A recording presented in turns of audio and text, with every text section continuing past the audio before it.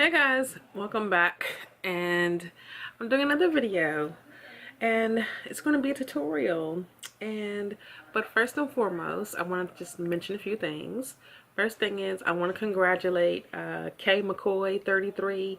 She is the winner of the giveaway challenge that I did in honor of Veda. Although I didn't finish Veda, I got quite far along, so I'm really happy about that. Second thing, I am trying to figure out now what to do next, since I'm not going to be doing this trying to vlog every day, which for those who do that, my hat goes off to you. But I do want to vlog at least 2 to 3 times a week. Well, not necessarily vlog, but definitely do videos or create content for you guys 2 to 3 times a week. I want to do maybe a sketchbook Saturday or Sunday, sketchy Sundays or whatever, because I have some sketchbooks that I am determined to finish out so I can do a sketchbook tour. I'm not going to do each time I do a drawing in my sketchbook a video, because then it would be no point in doing a tour. But I am going to do one, because I do draw daily, so sometimes several times a day. So I'm going to record one and upload that, and kind of like maybe a talk version, like just a regular, not sped up talk. I don't know. I don't know, because I also want to do a Talk Tuesdays where I'm just creating content and having a conversation with you guys, not live, but just recording it and then uploading it. So that might be a longer video. And then there's also the fact that I want to create 2 art content videos. And then I just want to do something where there may be some art involved, but it also is more so like a weekly vlog, where I do a compilation of daily vlogging, or just throughout my day, and then put it all together as a vlog that was for the whole entire week, and upload that sometime midweek or whatever. But so those are the things that I wanted to talk about really quick. And now I want to show you guys how I created some stamps. It was pretty easy. The hardest one is the one I decided to film. But yeah, so I have these really cool stamps. I made like a leaf stamp here, and it's just a thick foam. We'll have a piece of it out. Yep.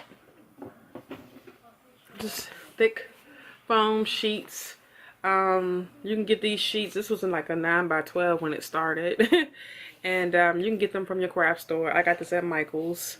And yeah, it's the nice thick kind, so that when you're stamping that into paint or whatever, it doesn't augment the image. So yeah, and then I just took some cardboard, regular old cardboard. It's white on one side. You can see where I stamped to see how my stamps look. And it's just regular color.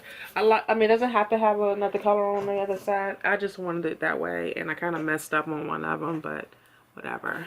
So we have the leaf. I just drew a leaf and cut it out with an X-Acto knife. And we have a maple leaf, my favorite shape leaf.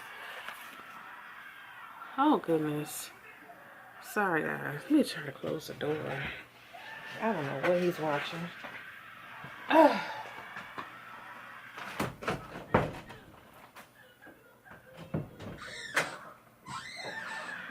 Down a little bit. Just a little. I'm filming.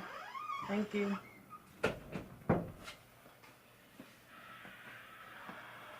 Okay. Sorry. Hey. I don't have a real studio, so this is what happens. And besides, at this hour, I wouldn't be in my studio anyway. I'd be back at home. Okay, so then there's this abstract one. And this is just leftover pieces of the stamps. And I decided to try to give it like a cool little avant-garde piece here. I have a hexagon. I have another leaf. Now the heat is cutting on. I have a star. And now you're going to see me create a rose. So stay tuned for that.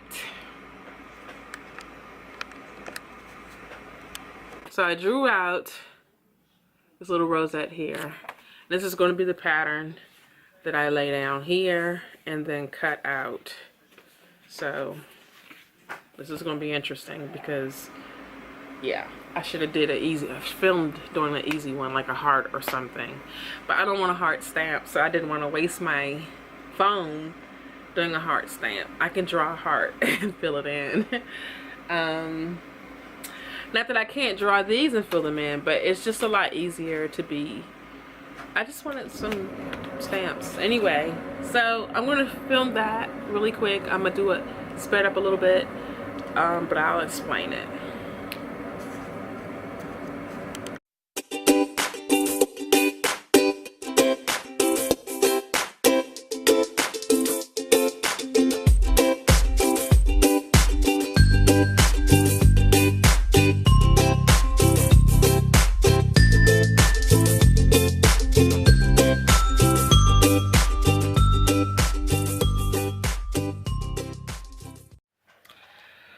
Alright, so first you're going to need some supplies.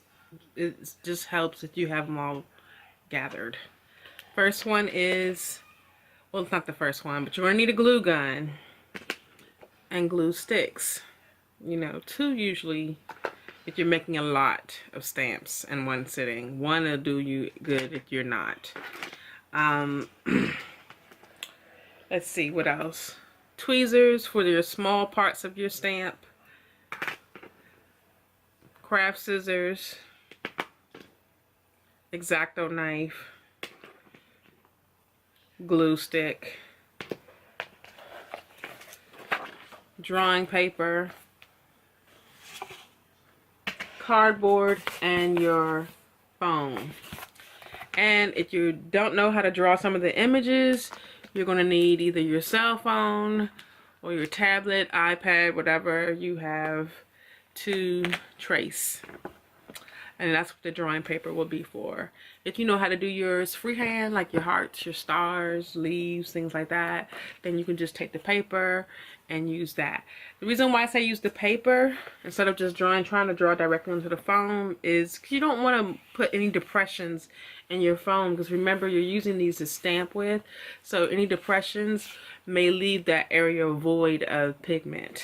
So I suggest you use a sketchbook and draw them, cut them out, and then just take a glue stick, put a little bit of glue on there, glue the image right on top, and cut it out with your X-Acto knife. Now, most of the images, like I said, when I showed most of the stamps that I showed you, are relatively easy. This rose thing, not so much. And yeah, so let's get started. If you don't know how to draw a rose, you can always take your tablet or your cell phone.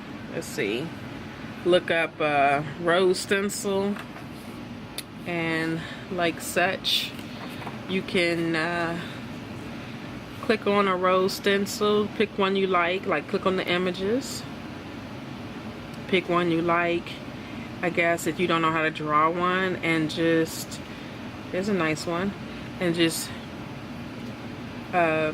use that as your image. You can print it out, or you can just take a sheet of paper and trace it right on there, you know.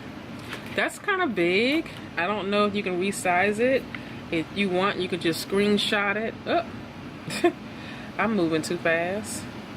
You want, let's see, view original image. Okay, then that's better. That's a nice little size, actually, if you want a small one like that. So I might come back and do that one. But you can enlarge it to the size you want, and then put your paper over it, and then take your pencil. I'm not going to do it with this paper because that's the actual one that I want to use. I'm going to get some piece of paper for you guys. Take a piece of paper like this, take your pencil, and just, you know, watch where you place your hand so you don't mess up move the image. If you want to tape it down, you can. I'm just gonna clip it down really quick and hold it, and then because it doesn't have to be exact. Can you see that? Make sure you can see. Alright, so what I do here is I just spread it up a little bit, but I basically just trace the image, and I made sure that I kept space in between each petal and leaf so that it actually turns out like a stamp when we're done. Then I take the image and I cut the drawing, and I cut each individual leaf out. This is a lot simpler to do when you're just doing a stamp that has one moving piece. So this was a little tedious, and it got a little harder once I got towards the smaller pieces. But it's important that you keep a reference photo nearby you so that when you're placing these pieces on your phone, you're putting them in the right place.